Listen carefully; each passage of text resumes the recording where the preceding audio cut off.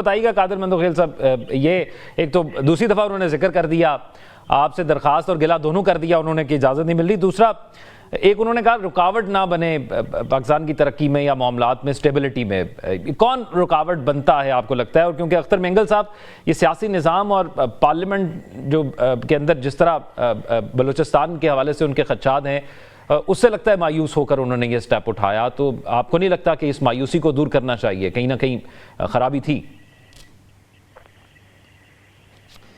دیکھیے جی، اختر مینگل صاحب ان کے ترجمان رؤوف حسن صاحب 2 دن پہلے ایک ٹی وی چینل میں کہہ چکا ہے کہ جب ہم اس کے پاس گئے تھے، اختر مینگل صاحب کے پاس، تو انہوں نے سب سے پہلے ہمارے سامنے گلہ رکھا کہ آپ نے ہمارے ساتھ جو معاہدہ کیا ہے اس کے لیے آپ نے کچھ نہیں کیا ہے۔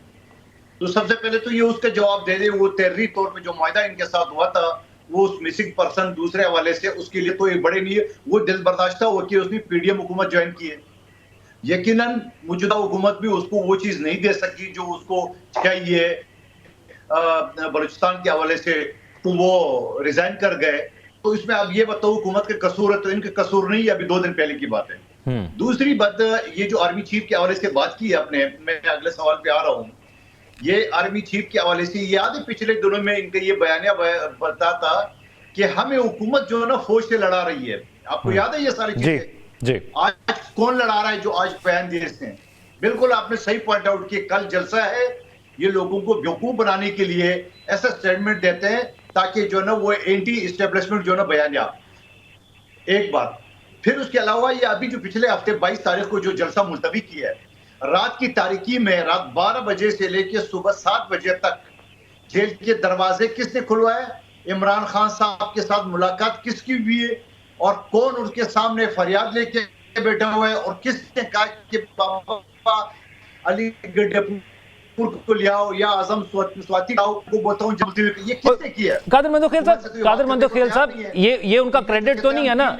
یہ قادر مندوخیل صاحب یہ عمران خان کا کریڈٹ تو نہیں ہے نا کہ ان کے کہنے پر جو ہے وہ ان کو بلا لیا گیا؟ یہ تو پھر آپ مان رہے ہیں کہ کسی کی جانب سے کمزوری دکھائی گئی کہ پھر ان لوگوں کو ملانا پڑا؟ نہیں،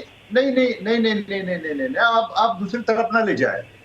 دیکھیں میں تو بات کروں، یہ تو بول تو دے نا، یہ دوسرے رہنما تو ٹی وی چینل میں مختلف ان کی باتیں ہوتی ہے جو اس کے ذہن میں ہے۔ یہ نقوی صاحب سے پوچھو کہ آپ نے جو ڈیل کی ہے، جو آپ کہتے ہیں عمران خان جھکنے والا نہیں ہے، بکنے والا نہیں ہے، ڈیل کرنے والا نہیں، مر جائے گا، تو یہ ڈیل کس کے ساتھ ہوئی ہے؟ حکومت کے ساتھ ہوئی ہے؟ تو عمران خان کہہ رہا ہے نا میں اس ملک میں میرا جینا مرنا ادھر ہی ہے، میں اسی ملک میں ہوں، میں نہیں جا رہا باہر، وہ تو آج بھی یہی کہہ رہے ہیں۔ تو یہ جینا مرنا جو نا، یہ کس نے رات 12 بجے اور صبح 7 بجے کے بیچ میں ملاقات کی اور اس کے کہنے پہ جلسہ ملتوی کیا ہے؟ یہ کون سا ڈیل تھا؟ اس کو کیا نام ہے؟ آپ نام تو بتا دے۔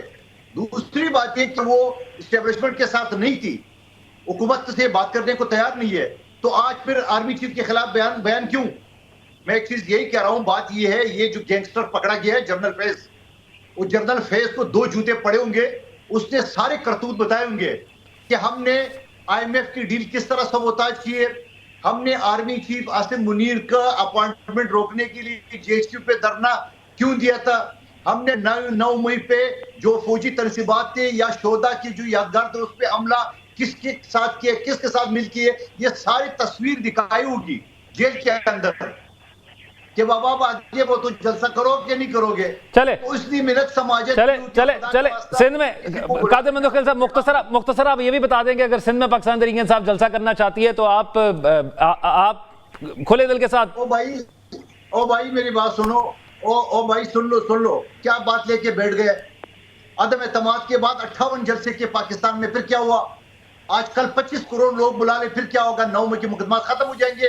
یہ جو پاکستان دشمنی کی ان کے جنرل فیض کے ساتھ جو انہوں نے حرکات کیے وہ ختم ہو جائیں گے۔ کیا باتیں کرے ہو آپ؟ جلسہ کر دیا تو پھر باقی معاف ہے ساری چیزیں، جلسہ کر دیا تو 1 لاکھ لوگوں کا تو پھر آپ جس کے اوپر چڑھائی کر دو، ٹھیک ہے، جلسہ کر دیا تو چیف جسٹس کو بھی آپ کھینچ لو، آرمی چیف کو کھینچ لو، کیا باتیں کرے ہو آپ؟ ٹھیک ہے حافظ الرحمان صاحب، بڑا جلسہ ہو جاتا ہے تو کہیں دباؤ میں تو نہیں آ جائیں گے آپ کل؟ دیکھیں قادر مندوخیل صاحب نے تفصیل سے آپ کو بتایا، میں صرف فردوس شمیم نقوی صاحب کو یہ بتانا چاہوں گا کہ یہ 70 سال میں کچھ نہیں ہوا فلاں، اس میں اپنے 4 سال بھی شامل کر لیں۔ جب آپ دھرنے دینے کے لیے نکلے تھے نا اسلام آباد میں 2014 میں، اس وقت سی پیک شروع ہو رہا تھا، دہشت گردی کے خلاف جنگ جو ہے وہ عوامی سطح پہ پوری طاقت اور پوری قوت کے ساتھ اس کو کچلا جا رہا تھا۔ بلوچستان کی صورتحال وہ انتہائی نارمل ہو گئی تھی۔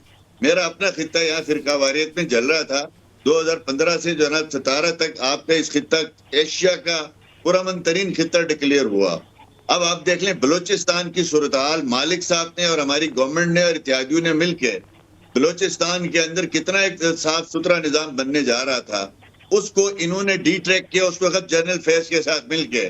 اس وقت یہ دھرنے دیتے رہے، چین کے صدر کا راستہ روکتے رہے، پھر اس کے بعد حکومت جاتے جاتے جنرل فیض اور ان کی ٹیم نے مل کے 4000 سے زیادہ انتہائی مطلوب قسم کے دہشت گرد قسم کے لوگ جو تھے وہ افغانستان سے لا کے پاکستان کی حافظ عبید الرحمان صاحب یہ تو الزامات ہیں نا، ابھی تو ثبوت کوئی نہیں سامنے آیا، اور آپ کو لگتا ہے کہ اگر واضح طور پر ثبوت ہوتے تو لوگ سوال اٹھا رہے ہیں، کہتے ہیں کہ اتنی دیر لگتی پھر کارروائی کرتے ہوئے؟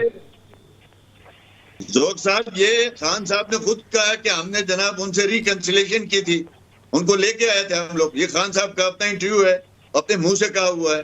مجھے یہ بتا دیں، ایک تو یہ اپنا 10 سال کے پی کے کا نہیں گنتے ہیں، آج 15واں سال سے وہاں حکومت میں بیٹھے ہوئے ہیں۔ 4 سال پاکستان میں گورنمنٹ کی ایک اینٹ لگایا، ایک پروجیکٹ دیا اس پاکستانی عوام کو، کوئی ایک لا اینڈ آرڈر کی سچویشن بہتر کرنے کی کوشش کی۔ میں چیف منسٹر تھا، میں نے 2 سال کام کیا عمران خان کے ساتھ۔ 2 سالوں میں نیشنل ایکشن پلان کی ایک میٹنگ ہوئی، 2 سال میں پورے پاکستان کی نیشنل ایکشن پلان کی۔